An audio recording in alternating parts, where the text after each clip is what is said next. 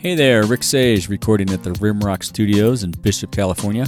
Welcome to Season 2 of the Outdoor Biz Podcast, where I speak with retailers, brand managers, athletes, executives, and others in the outdoor biz and share their stories, tips, advice, productivity tricks, and ideas you can use to take your career or business to the next level. Today's podcast is brought to you by Audible. I've used Audible for many years now. I'm on the road a lot, and Audible allows me to enjoy the great books I discover or are recommended by friends. Get a free audiobook download and 30-day free trial at www.audibletrial.com/theoutdoorbizpodcast. There are over 180,000 titles to choose from for your iPhone, Android, Kindle, or MP3 player. Start your 30-day free trial with Audible today. Hey, today I'm speaking with Katie Hawkins, Director of Sales and Marketing with ISACS Expeditions and Adjunct Professor at Sierra Nevada College. Katie tells us about her experience with the Skip the Owl Future Leadership Academy, iconic brands like Gregory, Black Diamond, and Marmot, and one of her favorite books. I love this one. I'll give you a hint. It's a Dr Seuss book. Enjoy. Good morning, Katie. Welcome to the show. Hi, good morning, Rick. How's it going today? It's going. Just calling you here from beautiful Truckee, California. Nice, nice. So it's raining here in Costa Mesa today. What's going on up there? Nice, clear blue skies? I wish. No, we kind of got this influx of thunderstorms, which is common here, but we're heading into some sunshine for a great holiday weekend. Nice, so perfect. We're excited. Yeah, cool. So let's start off with your passion for the outdoors. Where did that come from? How did you get involved in the outdoor activities? You do a lot of stuff.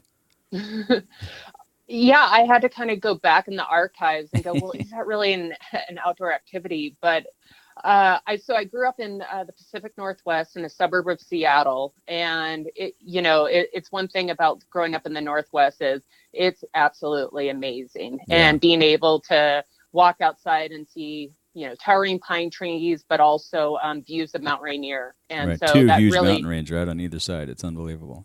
It's amazing, and so it is worth the hype, and and. My family was very much into camping and traveling around the state of Washington, and we would go fishing every summer for 3 weeks in a little coastal community called Sekiu, Washington, in the Strait of Juan Fuca near Canada.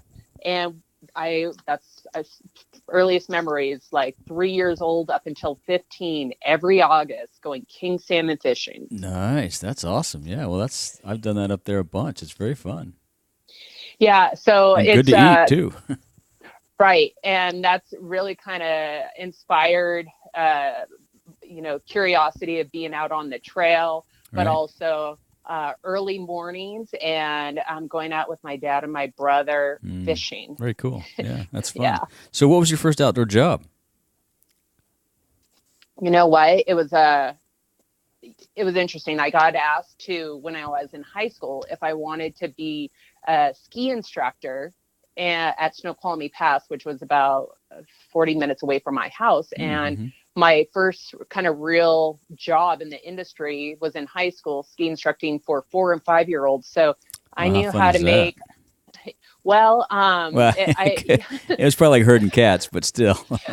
a little bit, but it was, I knew how to make hot chocolate really well and put on edgy wedgies and pizza pies and French fries. And that's really where I learned about, you can be outside and, earn a salary. Really, ski instructing actually, was with me when I was in high school and in my 20s and even a little bit in my 30s. So it's something that I've done over the years. Very cool. And so then you spent some time with a bunch of iconic outdoor brands, Gregory, Black Diamond, Marmot. Which did you feel taught you the most of those experiences? Yeah, I definitely have had. You probably learned something different at each one, maybe. I did, and to your point, iconic brands, and I would say the brand that I learned the most that really helped my development within my career was my time at Marmot. I reported directly into the president of the company and the general manager, and it was there I learned how to show up with executives, not only within our brand, but other brands and our partners, right. and really learned my guardrails.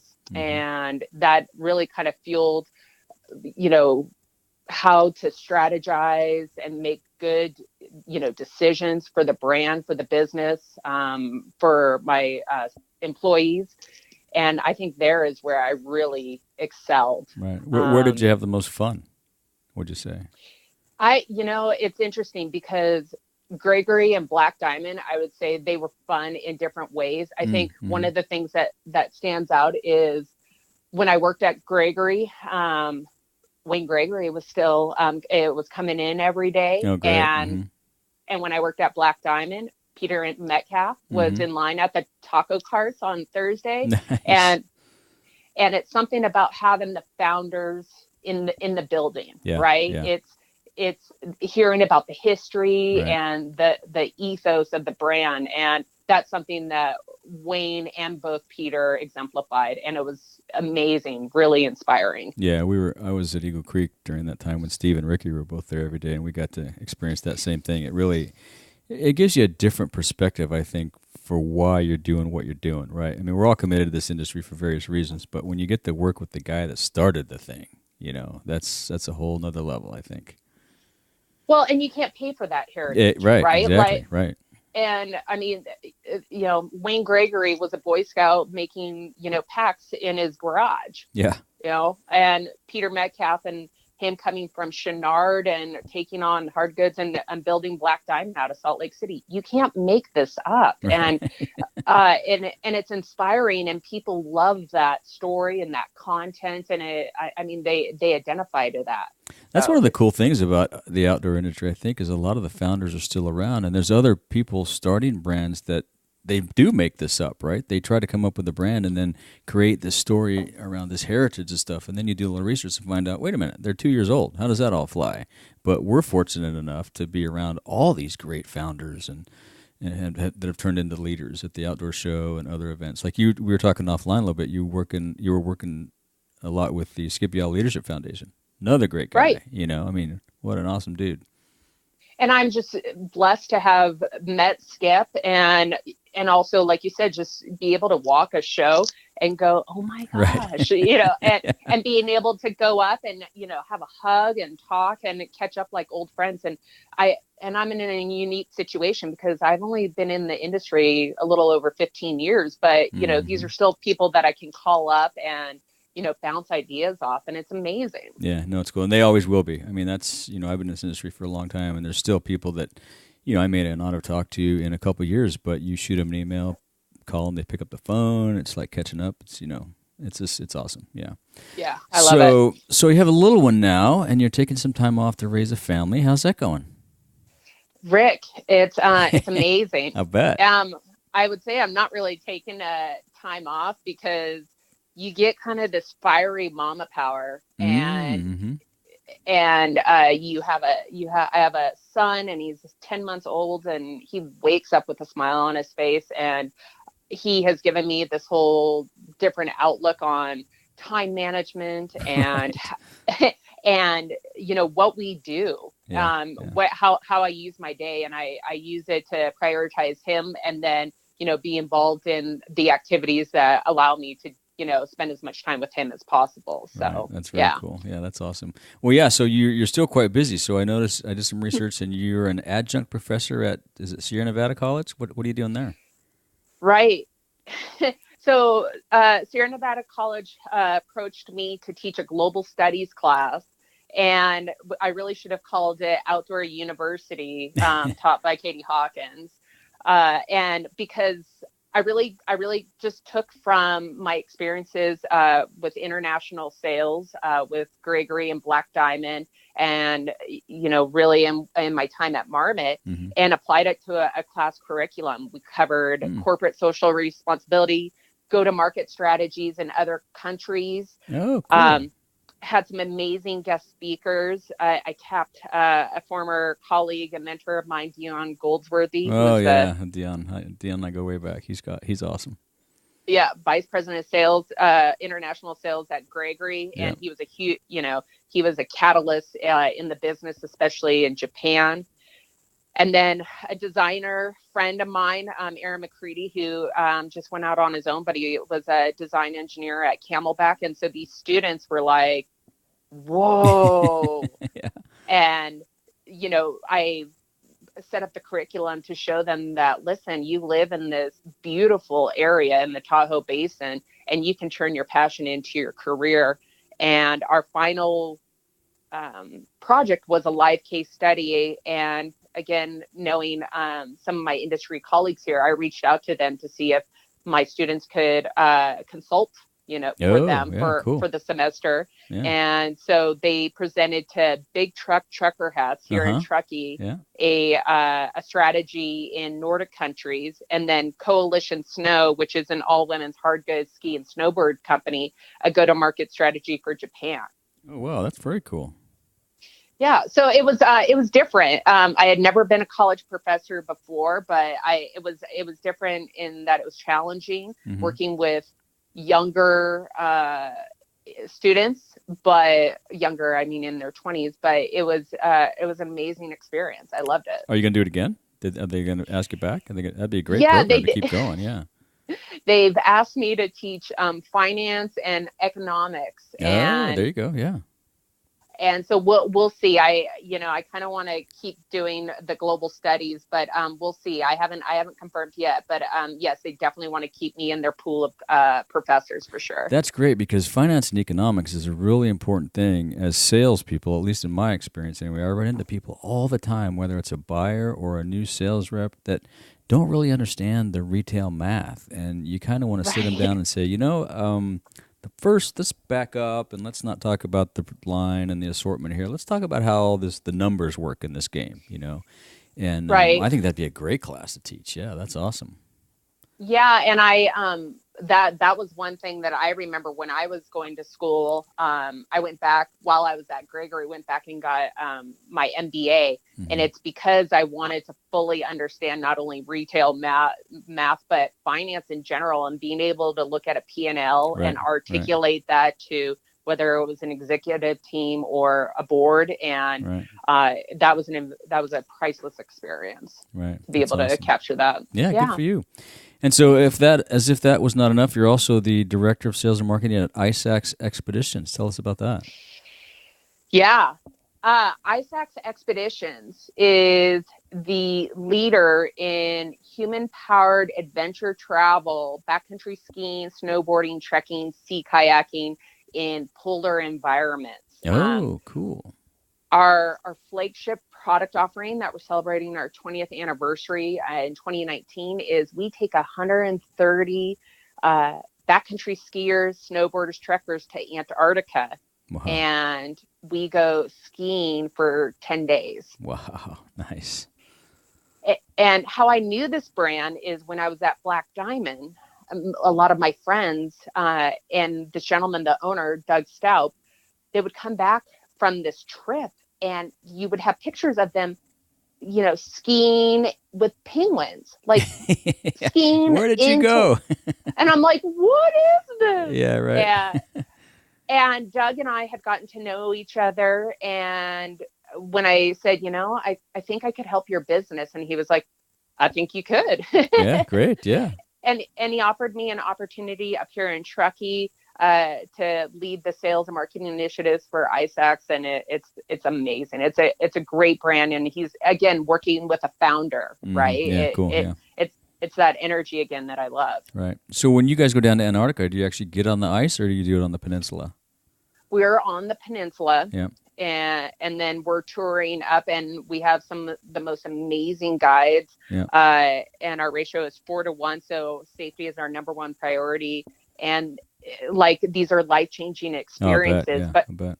And then also part of our mission is giving back to the polar environment monetarily and doing conservation. Doug and I are involved in speaking engagements on climate change and bringing awareness, because he's been going to Antarctica. He's been there over 50 times, and he comes back and he shares what happens. Yeah, so I was there years ago. I'm sure it's changed dramatically. The ice is shrinking, and I can only imagine. But yeah, right. And so it's a completely different shift from doing line presentations, Right. for REI and Right. exporting goods, but it's challenged me in different ways, and I'm having a great time. You know what would be an interesting trip to consider? It would be a heinous trip, but to recreate Shackleton's crossing of South Georgia to get to Grytviken and get a boat and go rescue his guys. That would be unbelievable. You'd have to do it with really, I don't know if you could take clients on it because I'm sure it's hairball, but that'd be awesome. I wonder if that's ever been done. No, Doug's he's done the route. He does the poles. He skis the poles and has Gotcha. taken, so he's actually the most recorded polar explorer in North and South Pole. Oh, gotcha. Okay, cool. Yeah. Awesome. But Well, no, I hear you on that. But like you said, that sounds pretty heinous to yeah, go. You would take recruit. clients on that. Yeah. Well, we'll link to that in the show notes, definitely. And tell us about any nonprofits you work with. I know you've involved in some of that stuff. Right. Well, thanks. This is something that I've been very excited about, is having the capacity to really give back to the community, the outdoor industry, and my colleagues and friends that have given so much to me over the years.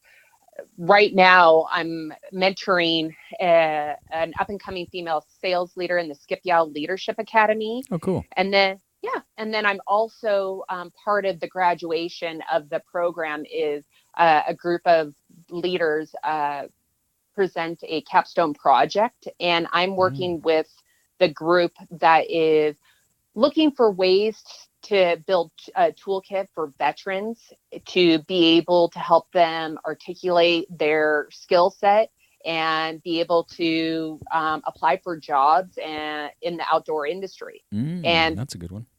Right. And so this is something that I had worked on last year with my capstone group. And so we kind of grandfathered it in to this year's. And so I would just call to action to anyone listening. If you have interest in helping bridge that ability for veterans to be able to apply for jobs and network within our industry better, please feel free to reach out to me on that. Yeah, cool. We'll link to that in the show notes too. That's a great program. Yeah, I've had a number of people on the show that were either graduates of the program or participate in the program. Yeah, it's awesome. It's good stuff. Well, the program really is. It's a game changer for individuals, and it definitely does embody the spirit of Skip Yowell. Yeah. And I think a huge part of that is the mentoring. Yep. And that's something that I experienced that I've found really valuable, is that I was mentored by Amy Beck, and then I'm being a mentor again now. So another for any of our listeners. If you feel like you have something to offer, again, please reach out to me. It's an amazing experience, and we would love to have you as a mentor. Yeah, cool. For future years. Yeah, that's awesome. I'll have to get involved in that somehow. I think you should. No, yeah, I've mentioned that to a couple folks. I'll make sure and stop by the OIA booth and talk to someone more formally about it at the show. Yeah. Well, I think I just signed you up, so no worries. All right, perfect. I'm in. So you do a lot of... Sorry, go ahead. No, keep going. No, I'm sorry. I was going to say, so you do a lot of outdoor activities. You climb, you ski. What are some other things you guys do? Do you guys backpack?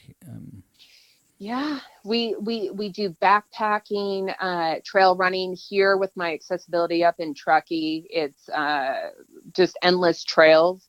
One of the nonprofits that I'm starting to align with in regards to backpacking is I'm going to be joining the Pacific Crest Trail Board. Great, yep. Mm-hmm. Yep. And the PCT runs through our backyard here. Yeah. So I'm so excited to be able to be closer to the trail and do some trail magic for the thru hikers that are coming through this year. Yeah, very cool. And then also we got a lot of mountain biking, and this is kind of the mecca for the Sierras. And so I'm pretty fortunate and blessed to live up here. Do you guys do any paddling, any water sports? Supboards. Oh, okay, cool. Yeah. And so we go out on Donner Lake in the morning before it gets chopped up and go out there. And also through ISACs, we do supboard tours as well. So I have access to some of that. So you might find me on a paddleboard or a supboard in Antarctica. You never know. That'd be fun. Yeah, man. I'd like to get some photos of that. If you need a photographer, call me. I'll sign up for that tomorrow. Right on. So do you have any suggestions or advice for folks either wanting to get in the outdoor biz, or if they're already in, they want to grow their career? What do you think? This is a great one because I'm working with veterans who are trying to navigate this out. What is this outdoor industry? How Right. I mean it's they're like, what is this? And I think the thing is, you just got to kind of lean into some opportunities. One thing that I've done in the past is, I've approached brands and said, can I do some work for you, some freelance work, Mm-hmm. and just to kind of get my foot in the door, and if they have opportunities to volunteer and, come help, with, if they're having a sample sale, or if they're, just to get some sort of network or connection, Right. and just build on that. And that, that's something that I think, it could be daunting to kind of put yourself out there, but I think that's where some of this happens, is just making those connections, and then, giving your time, Yeah. No, and that's good advice. showing what you can do. Yeah, and we're a very welcoming industry. I mean, I think I think some people are a little bit intimidated because some of us have done some pretty, world-renowned things. But at the end of the day, we're all just outdoor folks, and we want you. So don't hesitate to just come up and ask. We'll connect you with somebody. Well, and I think we need to be open to people that come from different industries, Exactly. because right now how retail is shifting, and we need people that have that skill set, that digital skill set, to be able to really propel people's businesses. And, I think that's something that we're going to have to welcome people from tech and, different CPG brands, because they bring that skill set that we need to put us into the future, and, grow this business. Yeah. And I think a lot of brands are recognizing that now. Yeah, no, I agree. Yeah, we need a lot of that tech support, and I forget who I was talking to a couple of shows ago. It's like we need people that do stuff that I can't even say or spell. It's like, I don't know what it is, but we need you to go do that. Can you go do that? It helps these businesses get more sophisticated and the industry get more sophisticated, and then we can compete better with some of these other larger industries and larger organizations. Well, and we're going to show up differently, and Yeah. it's going to allow us to reach different consumers, Right. and end users. And I mean, that's really what it's about. It's about promoting the outdoors, but also protecting it. And people are, once they have that initial contact, and, that experience, it's with them for a lifetime. So that's where I really feel the value is in welcoming people from different backgrounds, diversity, education, skill sets will only be, positive for this industry. Yeah, that's great advice. Yeah. And do you have any daily routines do you use to keep your sanity? Do you meditate? Obviously, you play with the little guy now. Walk the dog. Yeah. Yeah, I would say, and I think some others can attest to this one. I used to go run before work, and I'd get in a good yoga before work. And Yeah. I mean, my priority is my son in the morning, and he's getting more independent. But I really do, one of the things that I do value is that time before he wakes up, and having a really good cup of coffee, sitting out on my deck, and, just throwing my intentions out for the day. And Nice, yeah. And that's really how I end it as well too. Just, really being thankful for, the day, and, all the gifts that are brought, really. That's great. Yeah, that's good. How about books? Do you have any favorite books, or do you give books as gifts? Yeah. And again, this comes with being a mother. On heavy rotation is Dr. Seuss. All right. At the places you'll go, and it's definitely one of his favorites, and it's one that I do give other, and it's a timeless book that It really is. Yeah. I've had people read it and go, that's a really good book, and I'm almost like, yeah. Well, and it's timeless, and it appeals not only to all age groups, right? Whether you're 10 months old or 100 years old, we could all use a dose of that. That's great. Right. And so it's one of those. It's simple. It's a nice reminder. But, the one thing that's on that's on my coffee table right now that we've been reading a lot is the backcountry skiing California Eastern Sierra. Oh, okay. You know the one. Yeah. And then my husband and I kind of sneak peeks on the Eastern Sierras hot springs too. And so when we can read, we're reading for how to get the beta on our next trip, which is going. Yeah. There's some great trips down there. I've done a bunch of them. It's pretty fun. Yeah, well, you would know. Yeah, I should tap you for info. Yeah. Me or ask Steve Barker, or there's a bunch of folks you could ask. Yeah, Dion. Dion was one of the pioneers of all that stuff back in the day. He worked at Rock Creek Lodge for many, many years. Yes, I know that. And that was, the thing about having him on the show was, or not the show, excuse me, in class was, talking about his days at Rock Creek the beginnings and from there and how it led to, his connection with Wayne. Right. Exactly. Right. Yeah. I'll have to get him on the show. That's a good one. I'll have to reach out to him. I'm sure he'd love to do it. How about your favorite outdoor gear purchase under $100? Well, I think we all have a lot of gear. Yes, we do. Some more than others. But really the one thing that I did just this week is I bought my Tahoe Regional Park Pass. Oh, yeah, okay.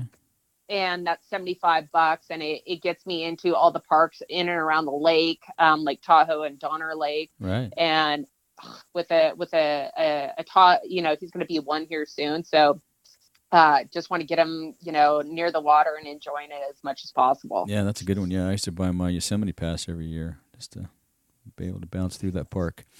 Right. As we wrap up here, is there anything else you'd like to ask or say to our audience?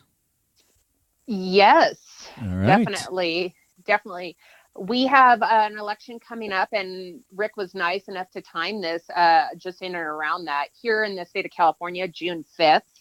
So I encourage you all to go out and vote.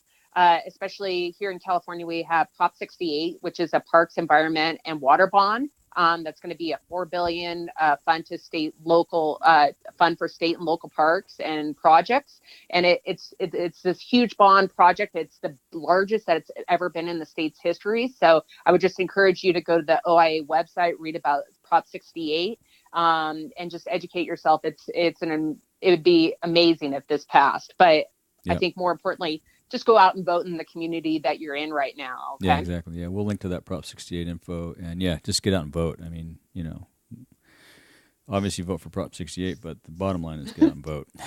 Please get out there. And if people want to reach out to you and follow up with questions, how can they get a hold of you? Yes, you can find me on LinkedIn. I'm pretty active on that. It's khawkins024 at LinkedIn. And then Instagram is probably the social outlet that I second to LinkedIn, and it's IM_LadyHawk. Hey, oh, that's you. Okay, I saw that. I wonder who that is. I saw that on the Outdoor Biz feed, and I thought, I got to check that out. Got it. Now I know. That? Yeah, cool. Who is that? Yeah, awesome. Well, we'll link to both of those things in the show notes. It's been great catching up, Katie. Thank you very much. Will you be at OR this summer? I will be at OR. I'm going to be involved with the OIA Yowell Leadership Academy, doing stuff for ISACs, and then the PCTA. Also, too, I'm doing work with She Jumps now. So if you're interested in learning more about any of those nonprofits, please come see me. And I look forward to seeing you all in July in Denver. Awesome. She Jumps, is that what you said? She Jumps, which is a nonprofit that promotes getting girls and women into the outdoors. Oh, cool. We'll link to that in the show notes, too. Yeah. Awesome. This is going to be an action-packed show notes, folks. You're going to want to check out all these links. There's a lot of stuff, a lot of homework to do. But again, Rick, thanks for doing the podcast. It's been a nice refresher just to check in and hear how some of our industry colleagues are doing. And you definitely have a talent for this. So thanks for having me. Yeah, thanks for being on. It's been a super fun project, and it's continues to grow. So that's the good news. And talking to everybody is a blast. I mean, I'm fortunate to have crossed a couple of generations in the outdoor biz, so I can talk to founders like Steve Barker and talk to new folks like Katie Bouet or whoever it might be. So it's super fun. That's awesome. We'll keep it up. I appreciate it. Okay? All right. Well, we'll keep it going. You're going to be episode, I think, 106. This will drop Tuesday, folks. Well, you'll know that because you'll be listening to it. All right, Katie, thanks. Have a good day. Thanks, Rick. All right, bye-bye. All right, I hope you enjoyed that conversation with Katie Hawkins. You can catch up with Katie on LinkedIn, where she's K Hawkins 024. That's KHAWKINS 024. You'll find links to everything we discussed in the show notes at theoutdoorbizpodcast.com/episode 106. Be sure to hit your favorite podcast app and subscribe today. Thanks for listening. Today's episode is brought to you in part by the Something About Nothing podcast. Think the Seinfeld show meets your favorite morning show. It's a few regular folks from outside Seattle, Washington, talking around the table about sports, the news of the day, and the absurdity of life. Something About Nothing is an entertaining variety show that covers all the stuff you want to talk about but aren't supposed to. Available wherever you listen to podcasts, including Spotify. Check it out today. Just search SOMETHIN about NOTHIN. You won't believe how fun listening to a show about nothing can be. If you want more of the Outdoor Biz podcast, you can subscribe on iTunes, Stitcher, or wherever you get your podcast. Be sure and go to theoutdoorbizpodcast.com, where you'll find all the episodes, show notes, and much, much more. Thanks for listening, and until next time, be sure and make time to get outside.